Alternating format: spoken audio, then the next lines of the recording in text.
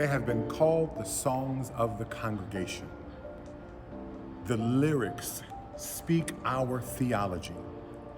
Hymns are important to who we are as believers. Hymns help us heal. Hymns help us to celebrate. Hymnody in the church is almost a lost art form. In this presentation of hymnody in the Black Church, the African Methodist Episcopal Church, we will hear from leaders across our denomination. We'll hear from musicians and directors who will talk about the importance of hymns, teaching them what they mean to our people. Come and join us as we share in this moment of hymns in the African Methodist Episcopal Church.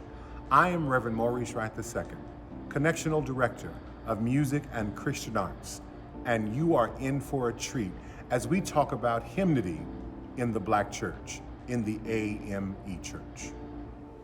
John Wesley wrote it, but we are living it. And are we yet alive? And see each other's face, glory and praise to Jesus give for his redeeming grace. Preserved by power divine to full salvation here. Again in Jesus praise we join and in his sight appear. What troubles have we seen? What conflicts have we passed?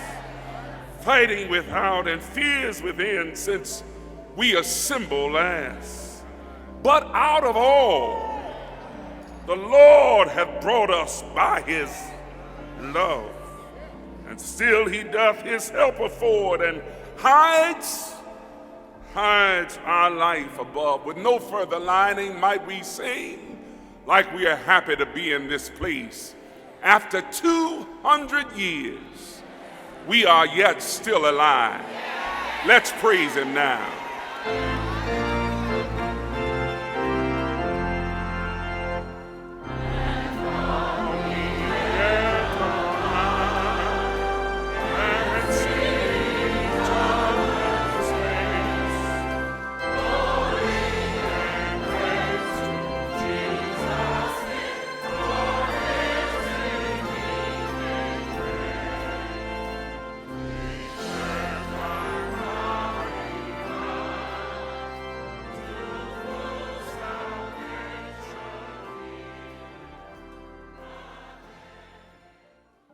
As we talk about hymnody in the church, I want to share, I want others to share what hymnody means to them and how it has blessed their life. And so we're so glad to be joined today by Bishop John Richard Bryant, the 106th Bishop of the AME Church, the Bishop who ordained me, and I have a special place in my heart for him. But in addition to being a great leader, a great preacher, a great pastor, he appreciates liturgy and hymnody. And so we want to hear from Bishop Bryant. Bishop Bryant, thank you so much for joining us today.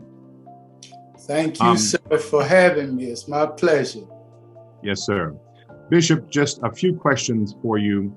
And the first is, Bishop, how have hymns affected your personal walk and ministry? The older I get, I realize how much hymns have shaped my life, my spiritual life, my ministerial life.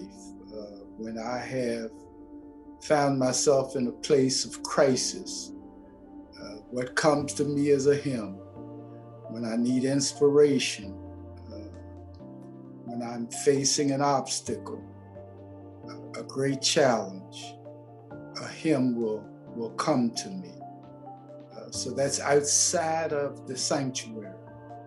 But in the day-to-day life, I have a friend who said that a good hymn is one of the major medicines that doctors prescribe. And so you cannot beat a good hymn to help you deal with the vicissitudes of life. Mm-hmm. Mm-hmm. Bishop, I'm afraid that hymnody is becoming what I'll say a lost art in the church, certainly. Why is it important that we as a church retain hymnody in our worship experience? Well, hymns are foundational because hymns actually carry the theology, and hymns are rooted in scripture. And so you can do a Sunday school lesson, a Bible class from a good hymn.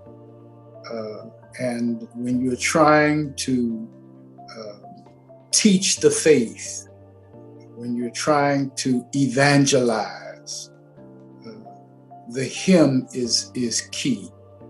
And it has lost its place, and it's not the new generation that I fault, but it's the leadership that has not allowed the hymn to still live and breathe. I am, I guess, liberal in one sense, that I think that across the years, some hymns are made richer, more relevant when maybe you change the beat, or as you would say, the syncopation, to make it fit in to the present time and day. It's good to know the standard, but not to be locked into the standard. But the thing that makes the hymn so rich is the words, and that shouldn't change, because that carries the faith, the theology of the faith, and the scriptures that everything we do ought to be grounded in. Charles Wesley's hymn, "The Charge to Keep I Have," one of the verses says, "To serve this present age." Bishop, how can we reassure a new generation that hymns are relevant to today's situations? So much of, and it was once true of hymns. I remember, if you read the history of gospel music, it was rejected when it first came out because of the instruments and the beat, but they were adjusting to a new era. And so the new songs, the praise songs, they're all right. But one of the things, if you think about the AME brand, we are known for an appreciation of all music, the shout songs, revival songs, the hymns, the anthems. We are known for all of that, the spirituals, the Negro spirituals. So what we need to do is to reintroduce it, because hymns are no longer being written as they once were. Once they were the mainstay of church music. So everybody who was writing and producing church music in yesteryear, 90% of it was hymns. That's not the case now. But we don't want to lose it, just like we don't want to lose the Negro spiritual. And so I always encourage pastors to teach hymns, maybe a hymn a month, where you would introduce it. The older members may know it, and there are new hymns that are being written now, some of them by outstanding AMEs. But if we would introduce into our worship a hymn a month, by the end of the year, you would have taught your people 12 hymns. One of the things I've noticed that in the so-called present day church that's doing well, a lot of people and this and that. The preacher may see him or herself as modern and up to date. The music is all the latest thing. But when they're preaching and they reach for a line from an old hymn, it shows that it resonates with the people. And sometimes the young people will ask you after, now what was that you that you reached for? I don't know that. It's still good, it's still rich, and we can't lose it. Bishop, is there a particular hymn that ministers to you in a very special way? Do you have a favorite hymn? I think my favorite hymn is what I call the AME anthem. And we heard it when the Emmanuel 9 was being funeralized, and the president raised that hymn. Amazing grace. Amazing grace. Amazing grace. How sweet the sound. And Amazing Grace is one of my favorite hymns. It started off, is considered a gospel song, but it has become a hymn, and that's Precious Lord. It's sung by all denominations in the historically Black church.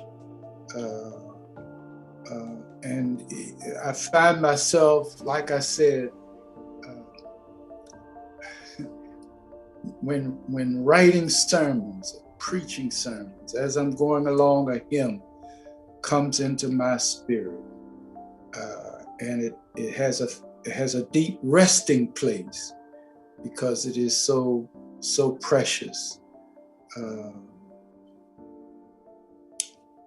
Times of death, and times of joy, and times of sorrow, and times of victory, there's always a hymn.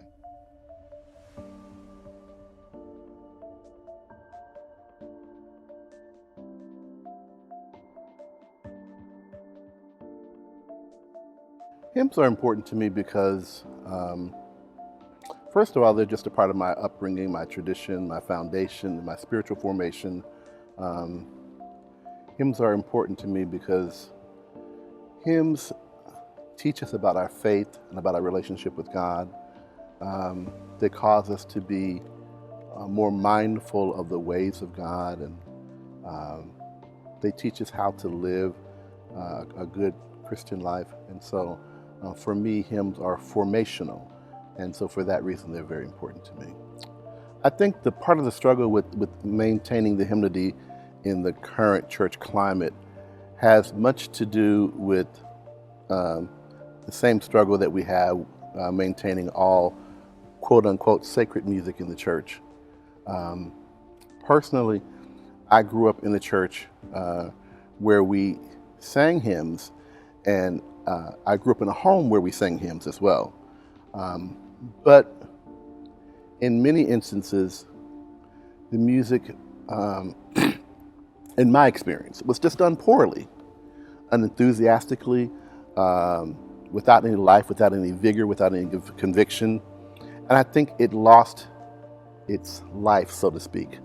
And so they began to translate as boring, as dull. I think part of the challenge also has to do with the archaic language of hymns. And so because we don't speak the way the hymns were written anymore, I think there's a disconnect perhaps with younger generations. But I think in large part, we do ourselves a disservice when we say that young people don't like hymns, because that's not necessarily true. The bigger problem is that they haven't been exposed to them, and they haven't been exposed to them done well, and with conviction of heart and mind and spirit. And so I think it's incumbent upon us who know the tradition and who love the tradition to really teach the tradition and pass it on, and to share our knowledge and our love and our passion and why they're important to us, so that the younger generation can begin to embrace them and begin to celebrate them and continue to incorporate them into our worship. Well, I think part of it just has to do with what I just said about exposing them to that as a genre, and providing a space for them to do it. We realize that one of my favorite hymns, A Charge to Keep I Have, says, to serve the present age, our calling to fulfill. And so when we allow ourselves to be free enough to embrace things that may not fit into the norm of what we consider to be hymns or hymnody, and expand our understanding of what that is, and teach a love for the hymns, I think that that would help to kind of create a space where young people or younger people could embrace the hymnody of the church. I think, like I said, a large part of it has to do with exposure. And I know I've been in many places where musicians who are not raised or who are not trained classically or otherwise, or don't have the same skill set as other musicians, have been frowned upon and have been discouraged from even wanting to explore other forms of music. I recall as a child, and it wasn't even intended to be intimidation, but I recall once I met someone who I esteemed highly, who was trained, and I remember them asking me, could I read music? And my response was, though I was studying music and could read, my response, because of my intimidation, was no, I can't read, or I can't do that, or I know, you know. And so I think the more we begin to embrace musicians and appreciate their giftedness and what they have to offer and what they bring, the more open they would be to cultivating other gifts and talents and other skill sets that they may have that may be dormant within them.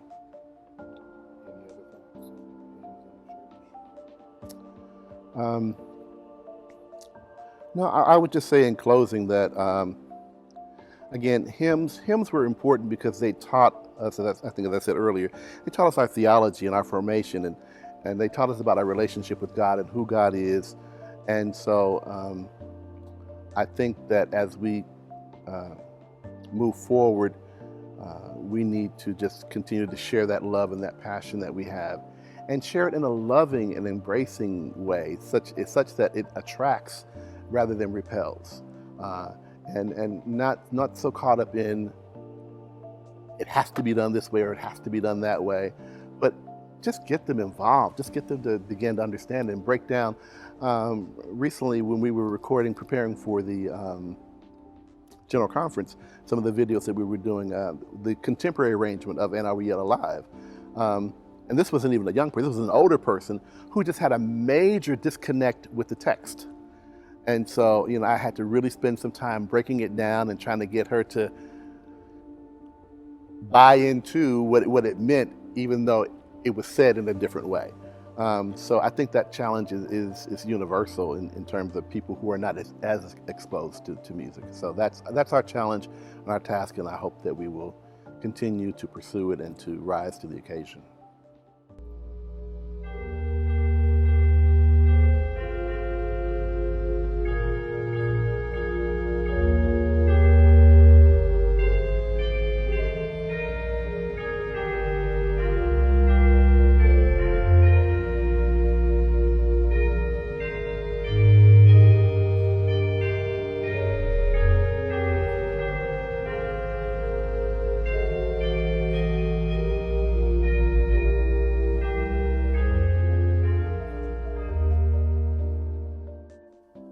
We're so glad to also have an opportunity to speak with Bishop Byfield, who is the president of the Council of Bishops and a liturgist, a musician, and a hymn writer. Bishop, I want to begin by asking you the same question. Why are hymns important in your life? How have they impacted your ministry? They impacted me several ways, and then they're important for several ways. They're important because they tell a story of triumph, of salvation, redemption, from biblical, most often biblical perspectives. And so they teach us how to know God in ways in which we may not have known God in other music genres. It's important in my life because I grew up on it. I was raised, my family were hymn singing family. My mother was a musician. And so we sang around, we sat around and sang hymns. And they have made such meaning that now I can pull out a hymn when I'm joyous. I can pull out a hymn when I'm sad. And they really help me get centered on who God is and the completeness of a triune God. We have a generation of people who don't understand the beauty of hymns, which you just explained. Being able to pull out a hymn at any point of your life, sadness, going through trials, even when we are experiencing joyous moments. Bishop, how do we bring a whole new generation of believers to begin to love and appreciate the hymns that we love so much? Well, I'm not trying to be funny, but the first thing we need to do is train musicians to how to read. So many of our musicians now don't know how to read music, so they play by ear. It is hard to play many of the hymns by ear. The timing, the transitions are critical. And so I think one of the things that we need to do is teach our musicians that 7-Eleven songs, or just because a song is played on the radio, it does have value, but it does not have complete value if we don't include hymns in that process. The second is that we need to teach hymns in ways in which hymns were not taught to me. So when I grew up, you just went to church and they sang the hymn. And they sang all 4 verses, all 6 verses, all 9 verses. And they, for the most part, played them exactly the way they were written in the book. Now, so music has shifted. So some of that has to be interpreted in that we have to allow musicians to have their own expressions of the interpretation of that hymn, and teach from that way. Many of the musicians and persons who are recording, who have shifted and did something with the hymn or just sang the chorus and leading to the hymn, I think has made a difference. My son, who's 40, grew up on Kirk Franklin. And so he was singing some of Kirk Franklin's, he was singing hymns. He didn't know he was singing hymns because they were done by Kirk Franklin in a different kind of way, and he came to learn to understand them. And just real quick, one Christmas, the choir, the children's, and it was my second church, they decided to arrange hymns for Christmas. And one of them was Angels We Have Heard on High. So they sang it just the way it's written in the book, the first verse. They put a calypso beat on the second verse. They put a hip hop beat on the third. Well, we sang with them on the first verse, but when they went into calypso beat, I ain't we all the old folks went, what in the world? And so the kids met with me and they said we insulted them because they had worked very hard to do this, and we did not understand that they brought a different music integrity. And I apologized to them. And the next Sunday, I said to the congregation, we're going to listen again. And now most of them still didn't have any shifting, but it was an affirmation that it can still be a hymn, but not necessarily saying exactly the way it's in the hymn. Yeah. I want to deal with the beauty of text for a moment. And I want to read this hymn text. And I want you to tell me what inspired this hymn text. You won't need a pen, it's your hymn. Oh, come give thanks unto the Lord. His mercy lasts forever. Sing a song of joy and mirth, for gracious is God's favor. O glorious God of ages past and ages yet to come, to him be honor, glory, praise in this our earthly home. These are the lyrics. This is the text from your hymn, Oh Come Give Thanks, and it is a beautiful hymn. Take me through, as a composer, the process and the text of this hymn. Okay. I write three ways. I write hymns out of three traditions. I write new words for old music. I write old words for new music, with new music. And I write new words with new music. So I've written about 10 hymns, and they all fall within one of those. That started as a poem for me. I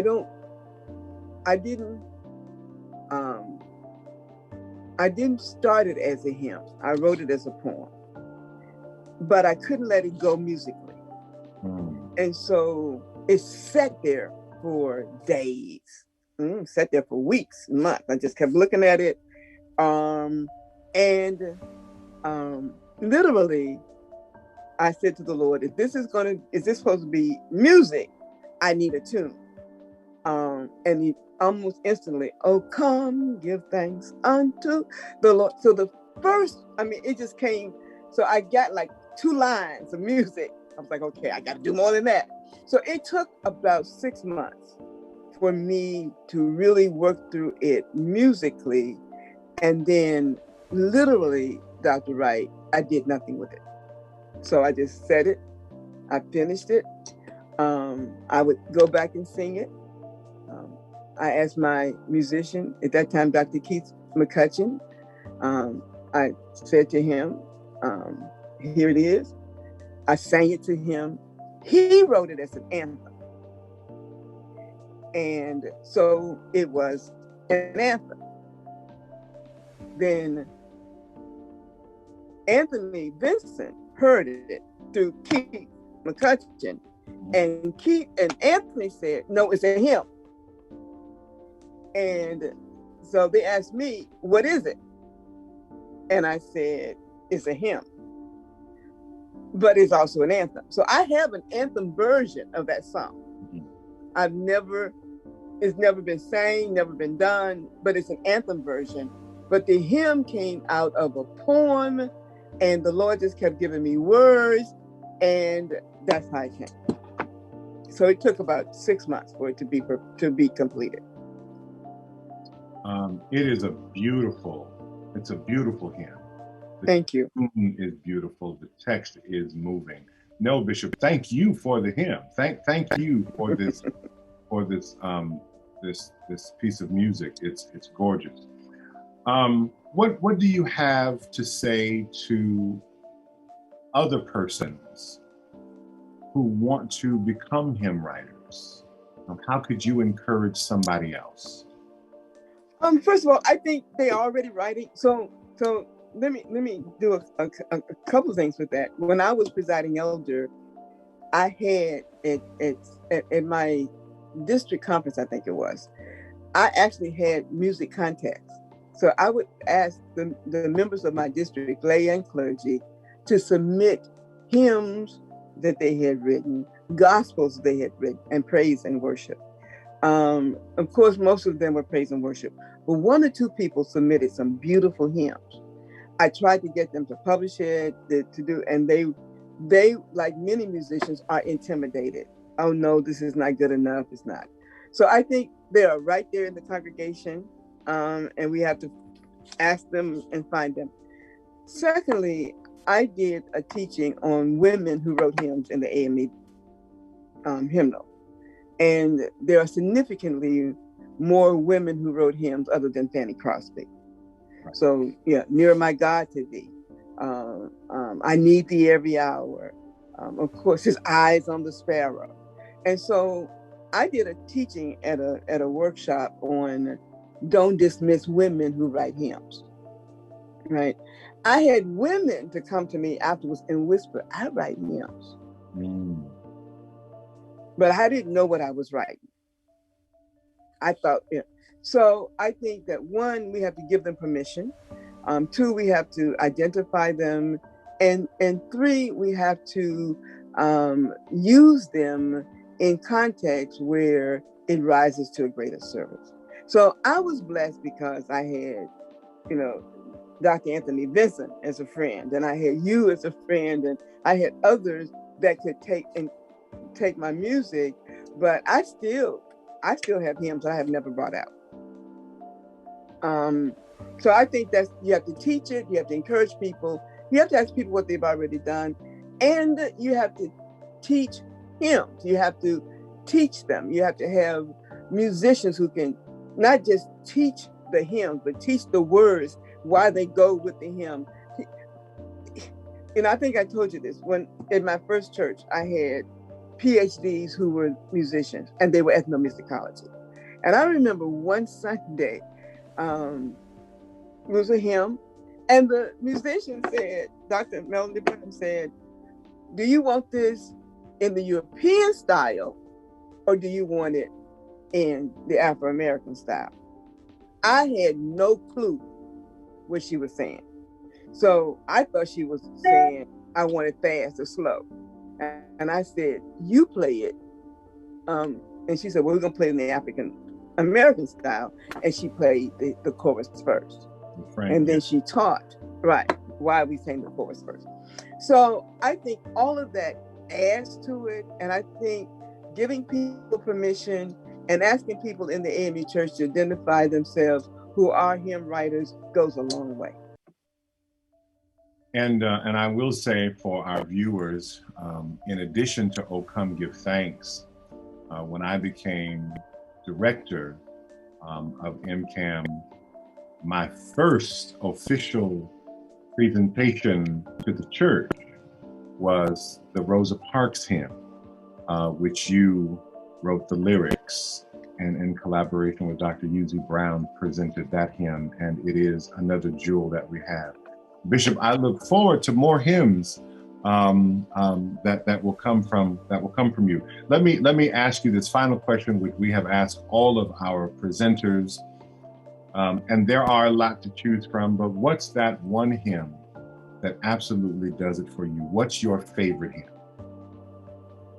Oh God, I don't have one, but in the top three.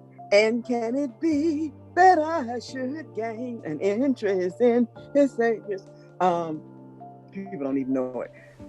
One that nobody remembers, but we sang it as a child. The Spacious Firmament on High. Don't know it. Do you know it? Okay. It was in the red hymnal.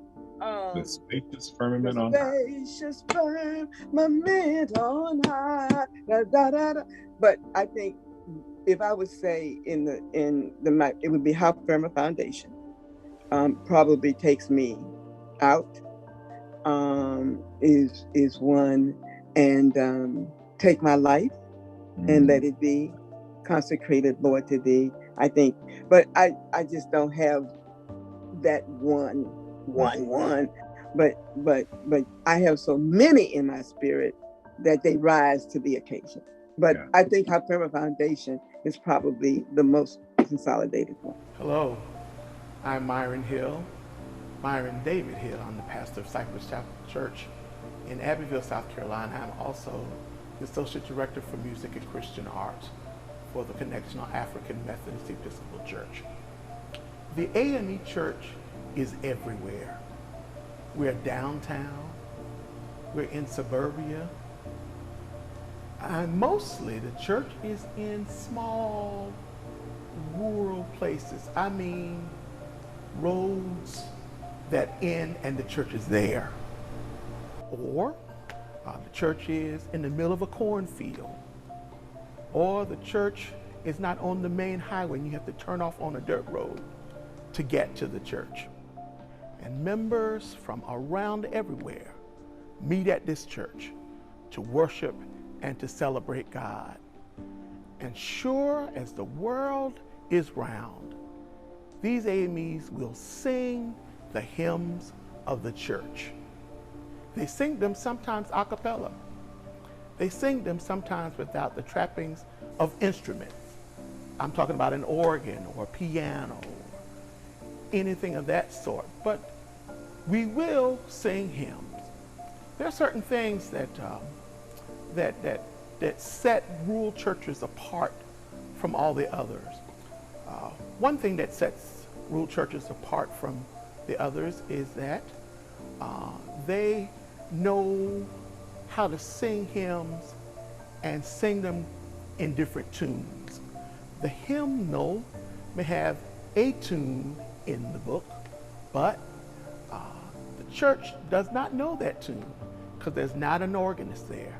There's not a pianist there. There may not even be a piano, but they know the words and they know a tune to that.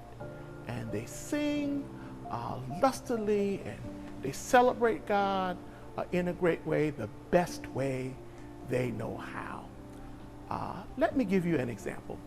So we were in South Africa in 2019, and at the service to start the Global Development Conference, Bishop Ann Byfield came to me and to Dr. Wayne Singleton, who is the Minister of Music for Mother Emanuel AME Church in Charleston, South Carolina.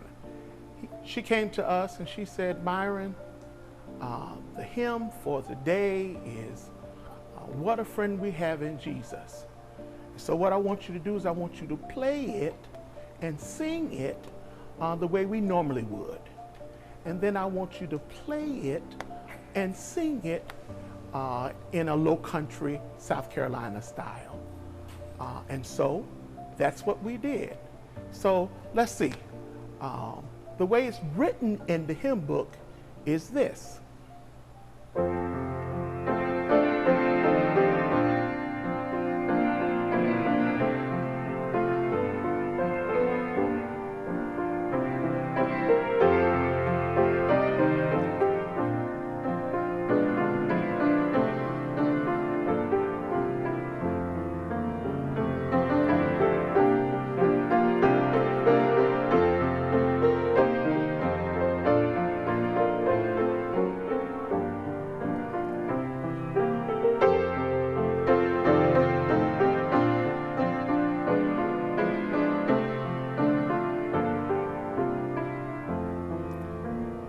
But we end up singing the hymn this way.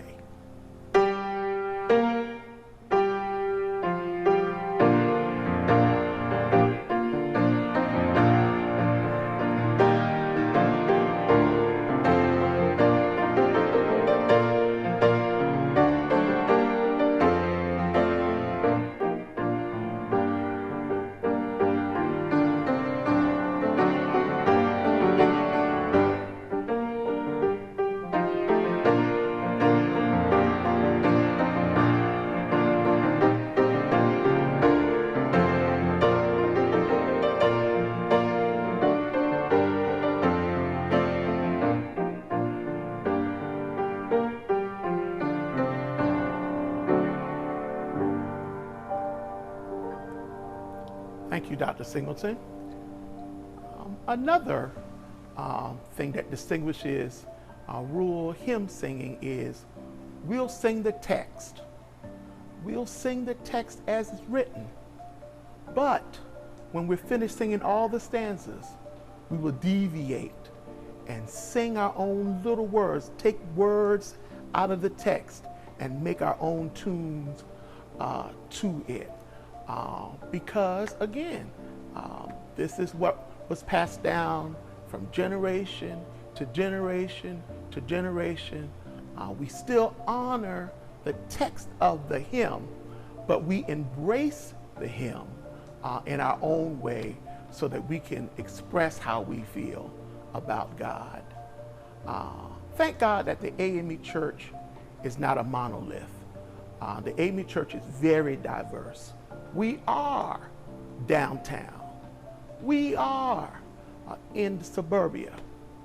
And we are in the rural parts, the uttermost parts of the earth. God bless you. Dr. Barbara McNeely Bowie, as an educator, you have the wonderful opportunity to expose young minds to different genres. Explain to me how you have used education and your position to bring a new generation into hymns and the exposure to what's so sacred to us. Yeah. That's so very important. And I constantly question, how can I do that to bring them into the genre of hymns? Love education. I think the church itself as a whole should educate. So that's right down my lane. But I love hymns, and I call them theological miniatures. That's my name for hymns, because there's so much theology in the hymns. And we as educators, ministers of music, need to unpack what is in the hymns. And if we take our time and we find the time to sit down with our students and sit down with our choir members and tell them, come on, let's go line by line, verse by verse, stanza by stanza, and let's see what this composer was trying to convey to us. Language is sometimes a barrier with the thous and the these and the, we kind of get caught up with that. But as educators, we're able to teach that. And I believe if we'll just do that, I do know with young people, they like the bip, the bop, and the upbeats and whatever. And that's fine. But if we just take the time and just unpack that theology that's in the hymns, I think that would just make such a difference, with the people that we are serving, and it will help them to understand more theology and how they should live, and theology, what they should believe. How have hymns helped you in your own spiritual journey? I grew up with hymns. My mother was minister of music in our church. And I say this, but I say it, I think my mother, the Lord took my mother at the right time, because she loved hymns, but she loved them the way they were written, not with a lot of upbeat, kind of thing. So I grew up in a very sophisticated Baptist church, so we did not upbeat the hymns. But then as I came into the AME church, I learned a lot, specifically being able to use the lyrics of the hymns to different tunes. That's so very important to me. The Hursley tune and the short meter, long meter, common meter, Lisbon tune, Antioch, all of those, and I think that makes hymns a little bit more interesting when you can take those lyrics and particularly put them to tunes that are more familiar.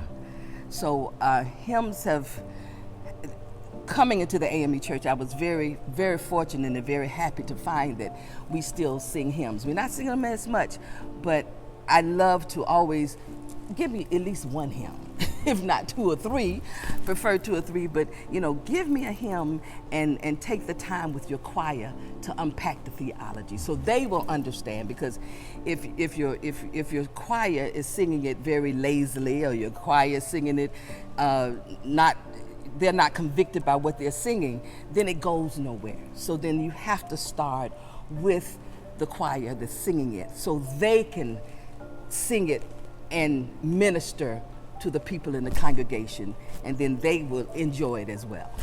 What's your favorite hymn? Ooh. Okay, what just came to me and dropped in my spirit was How Great Thou Art. Yeah. Then sings my soul, my Savior God, to thee. Ha! How great thou art. How great thou art. Yeah. For your leadership. Yes, sir. Bishop, as we talk about hymns, my first question is, how have hymns affected your personal walk and ministry? I started as a boy preacher, and the years are mounting up. But when I began preaching in Tampa, Florida, at our local church, the Bethel AME Church, our pastor suggested, he told me that I needed to get into the senior choir. And the reason for that was, as a teenager, that I needed to be exposed to the hymnal. And going to the hymnal was probably the best kind of advice he could have given me, other than go pray and go read, was to go and get in that hymnal and learn. Not only would it help me in terms of my own understanding of the theology of the church, which I believe the hymns of the church represent a repository of theological reflection. And you'll find that in more than just one instance. If you go through that hymnal, you'll see references to creation and who God is, and the awesomeness of God, and the holiness of God, and in redemption, who Jesus is. And when it comes to empowering the believer, who the Holy Spirit is. All of those are found in the hymnal. And so for that reason, it has been a great source of help to me, not only in sermon preparation, but as you have indicated, also in my walk with the Lord. Yes, sir. With the exploration of many genres in today's culture, why is it important that we as a church, that we as African Methodist Episcopal Church, retain hymnody in our worship experience? We've always been considered as Methodists, as singers. Music has been with us for all of the years that there has been such a thing as Methodism. And a part of what we do, different from others, is to sing. And congregational singing is an important part of who we are. It's in our DNA. And when we try to be somebody else, I think it becomes inauthentic. So the leadership of the church, pastors of the church, and I put this on them, that the onus is on them to do teaching that requires of us song. Every Sunday morning, I attend our church school, our Bible Discovery, with Dr. Beelan. And he begins every Sunday school moment, time together, with a hymn. And he always asks the question, please tell us in the chat area if you've sung this hymn before. Is this new to you, or do you remember this from back when? And then he says, be sure to sing the hymn. You will be muted, but sing it, because the singing is formative. That you shape the words in your mouth, and it becomes a part of the interaction of your brain and your mouth, your tongue, how you're saying these words, and whether they get lodged in your heart. And so the fact that the hymns are formative, I think, becomes also critical to our personal development as a Christian, and singing, when we ever do get back to it, singing as a congregation. So I think that it's important for us as a church. It's one of the things that I hope that I will inspire, that people will remember me as a hymn singing bishop, that I try to encourage songs. Now, there are some songs that I like. They are not, I guess some people would consider them as contemporary, but when I stack these hymns up, I like them for a different reason than I like the hymns. Like Jesus promised he'd take care of me. I like that hymn. That song. I like the tune of it. I like the way it rolls. I like Albertina Walker's I Can Go to God in Prayer. I like I Won't Complain. I like Total Praise. I like The Lord Will Make a Way Somehow. I like Thank You, Lord, Walter Hawkins, for all you've done for me. I like that. But there are some hymns with more than one verse that says to me how I'm feeling about a matter, or that praise will roll off of my lips as I sing with other people. So here's a hymn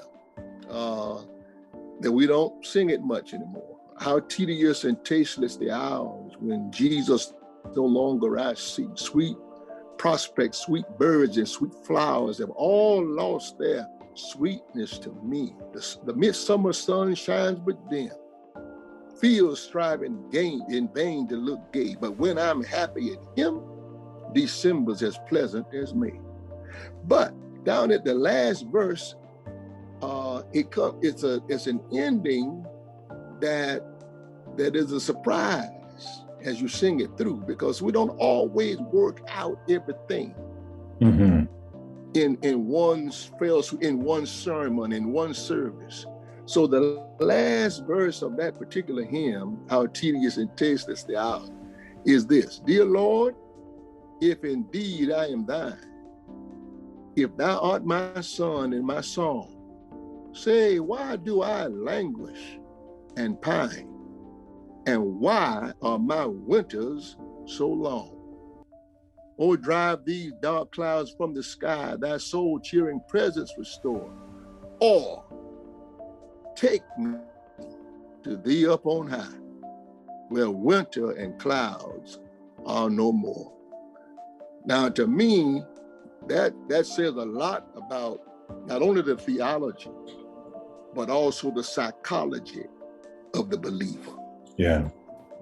Now, so you'll find another hymn, and you and I have been talking about this particular hymn for the General Conference, and I've reintroduced it to the people in the 11th District, and also when we served in the 2nd District. Before thy mercy seat, O Lord, it's not even in the hymnal anymore.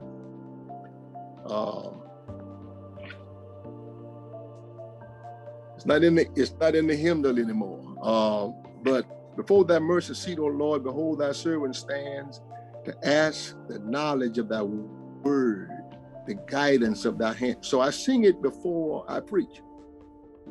And I like the sense of it. Now, the hymn we sing with that is Metropolitan.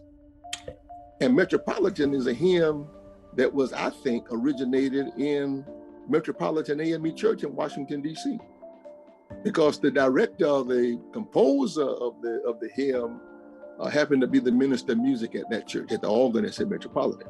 So they named it after the church, just like St. Thomas, Duke Street, and all of these other hymns. And so for me, it's really AME for us to sing that particular hymn to that particular tune. And we're looking forward to doing that at the General Conference, to reintroduce that to others. Last question. Bishop, I'm concerned that there is a generation of people who don't have an appreciation for hymns. Your appreciation for the hymn came out in the fact that you're able to recite, stanzas of it, and that's lost now. How can we reassure a new generation that hymns are relevant to today's situations? I think they become irrelevant when we don't use them. We are the ones who say they are no longer useful. And why? Because they are not accompanied by a strong bass line, because they don't have the thump of a bass drum. Is it because the rhythm is not what we're accustomed to, what we hear on the radio? So why? But I think even more than the tunes, and I love all the tunes, I love poetry. And so the poetry is either common meter, a short meter, a long meter. And these tunes, if you've had any exposure to music at all, I love classical music. So to sing these hymns would become more relevant if we sang them more. Now, what I did at Bethel, and every place I've been, actually as a pastor, I've introduced the hymns. I knew, I said, this congregation only knows 6 hymns. Blessed Assurance, Amazing Grace, and I'm thine, O Lord. And right. So when you get beyond that, so I began to introduce hymns, the hymn of the month.